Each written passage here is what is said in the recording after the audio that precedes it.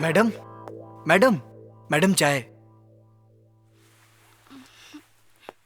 वो नमूना यहाँ से गया कि नहीं? नहीं मैडम, वो तो मजे से खा पी रहा है। इसकी तुम्हें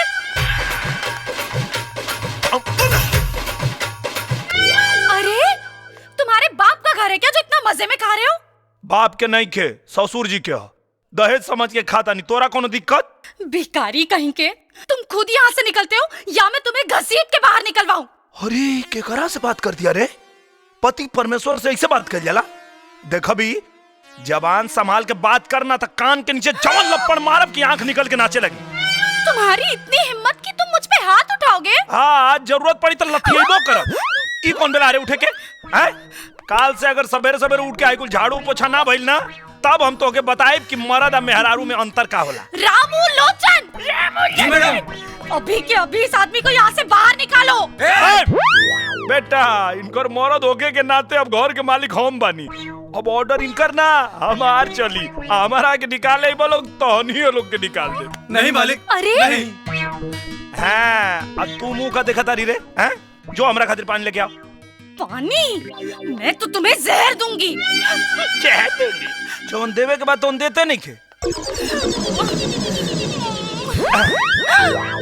नाराज हो गेलो। सुनो ना, दिन भर लड़ाई हुई तो हमनी के प्यार मोहब्बत कब करे के?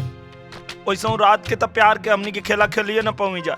चला ना, अभी प्यार के लड़ाई लड़ल जाओ। Oh shit. सोना, सुहाग रात तो सबे मनावला, हमनी के सुहाग दिन मनावल जाओ। चलो ना। चाचा जी, हाँ जी? इस बदतमीज आदमी को अभी के अभी यहाँ से बाहर निकालिए। अरे नहीं बेटा जी, अपने पति को बदतमीज नहीं कहते, उससे शराफत से पेश आते हैं। पति माय फुट।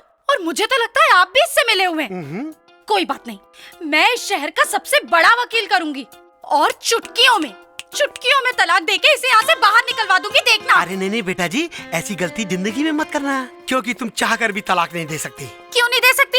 क्योंकि उस दिन तुमने अपने पिता की वसीयत को बगैर पढ़े फाड़ दिया था। उस वसीयत में साफ साफ लिखा है, अगर तुम अपने पति को तलाक दोगी तो ये पूरी जायदाद तुम्हारे पति की हो जाएगी, यानी इसकी हो जाएगी। Oh no! ओह यस बेटा जी। हाँ, एक शर्त पे ये पूरी दौलत तुम्हारे नाम पे हो सकती है। अगर ये तुम्हें तलाक दे दी, तुम तलाक दोगे बेटा? ना, इतना मुश्किल से तो इतना गोच बाल मिलल बा, हम ये जन्म तक का 7 जन्म में छोड़े वाला नहीं की। तुम्हें तो मैं आजा।